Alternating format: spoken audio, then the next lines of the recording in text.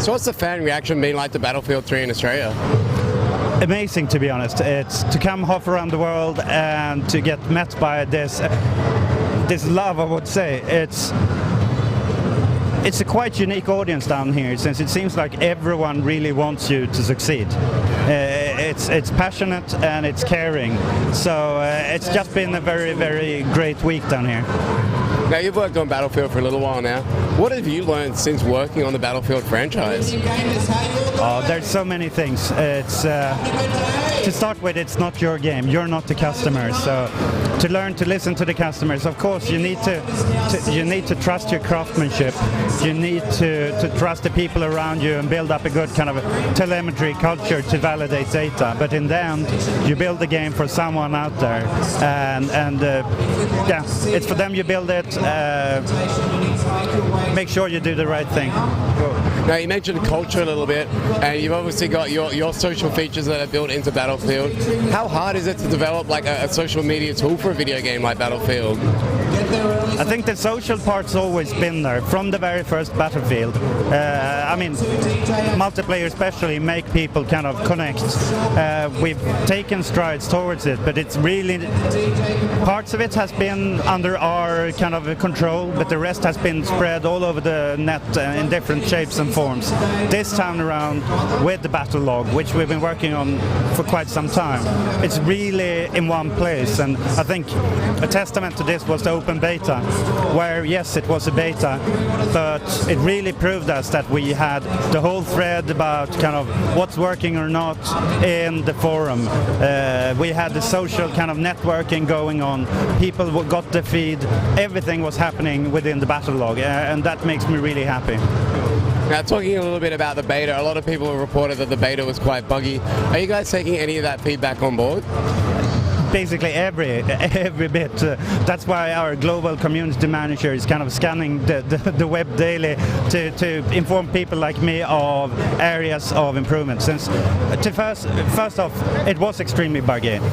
We had to decide this summer whether we were to do it or not, and we decided to go ahead, separate the branch from the main game when it was still very rough, to be able to come out now and stress test the back end. We could have been clear in the messaging that this is going to be rough, but in the end I'm so glad that we did it. Great stress testing of the back end, and I mean, it's been reported down here in Australia that service providers didn't only have to double, triple, but even quadruple their server farms to meet the demand of servers, and that's not news that you want to have on the day of launch. And for us, we got to validate our back end. We had a lot of fixes to do.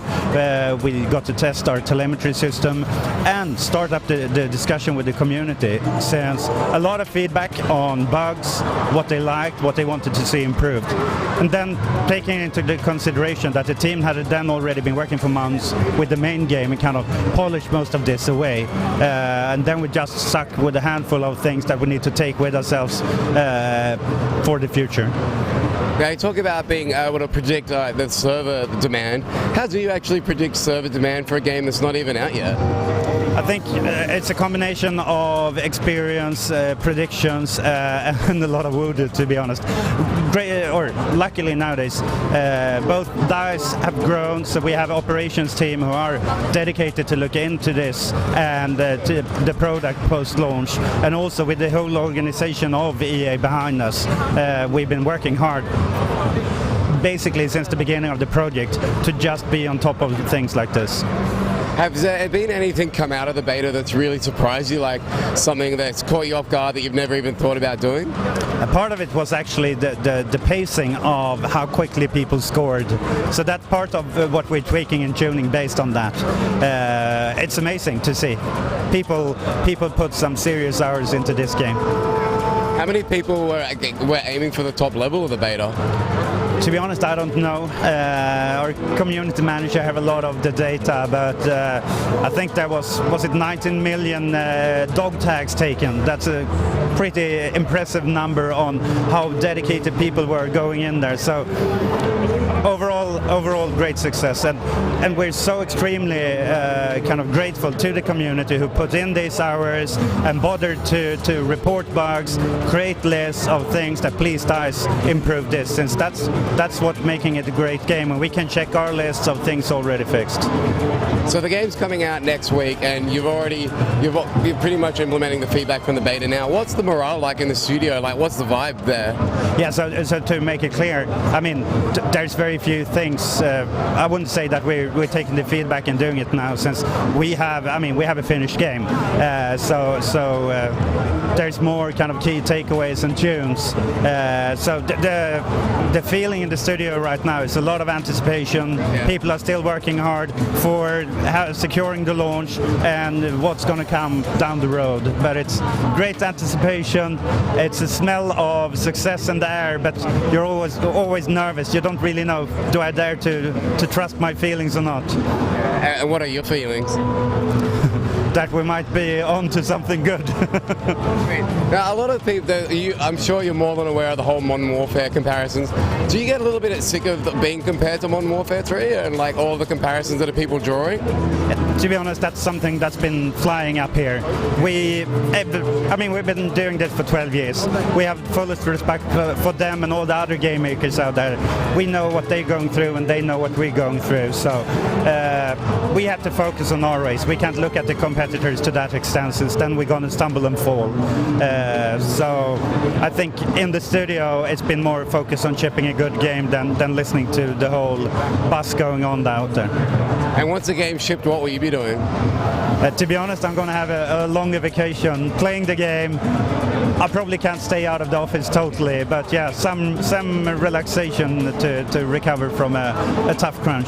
That kind of saying that you're going to play the game on your vacation brings up a question of having made the game for a few years and then playing the game once it's out in your own time. Do you get a little bit bored of it after a while, like just working on something for so many years and then doing it in your spare time as well as work?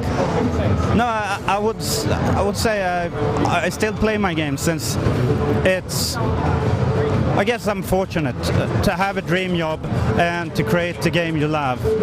And then, yes, of course I want to play it. So I'm really looking forward to play it, actually. You know, I'm going to be home, I'm going to play the game. Of course I'm going to have to play all the other great games coming out this fall. So a lot of gaming, a lot of playing with the kids, and, you know, read books and odd things you haven't had time to do for a long time now.